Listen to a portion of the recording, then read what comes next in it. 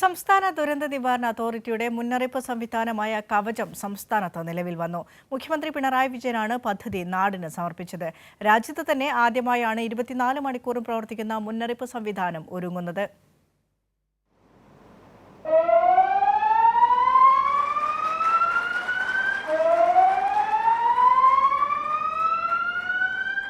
Siren മുഴക്കിക്കൊണ്ടാണ് കേരളത്തിന്റെ മുന്നറിയിപ്പ് സംവിധാനം മുഖ്യമന്ത്രി നാടിന് സമർപ്പിച്ചത്.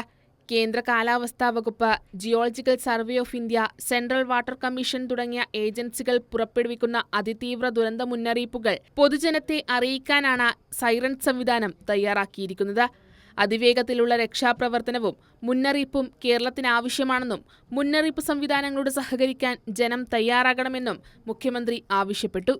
ഒരു തവണ മുന്നറിയിപ്പ് നൽകിയിട്ട് ദുരന്തമുണ്ടായില്ലെങ്കിൽ പിന്നീട് മുന്നറിയിപ്പ് നൽകുമ്പോൾ അവഗണിക്കരുതെന്നും മുഖ്യമന്ത്രി പിണറായി വിജയൻ പറഞ്ഞു. സുരക്ഷാബോധം പൊതുശീലമായി മാറണമെന്നും മുഖ്യമന്ത്രി കൂട്ടിച്ചേർത്തു.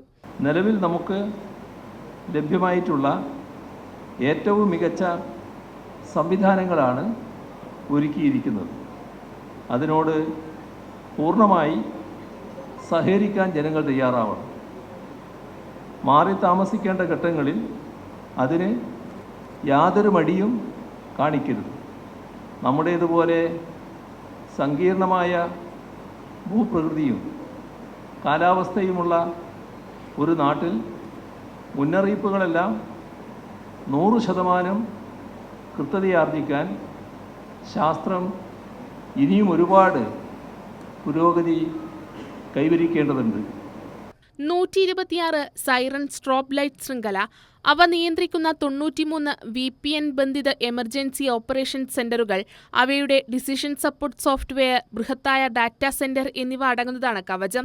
ദേശീയ ദുരന്ത നിവാരണ അതോറിറ്റി, ലോകബാങ്ക് എന്നിവയുടെ സാമ്പത്തിക സഹായത്തോടെയാണ് പദ്ധതി നടപ്പിലാക്കിയത്.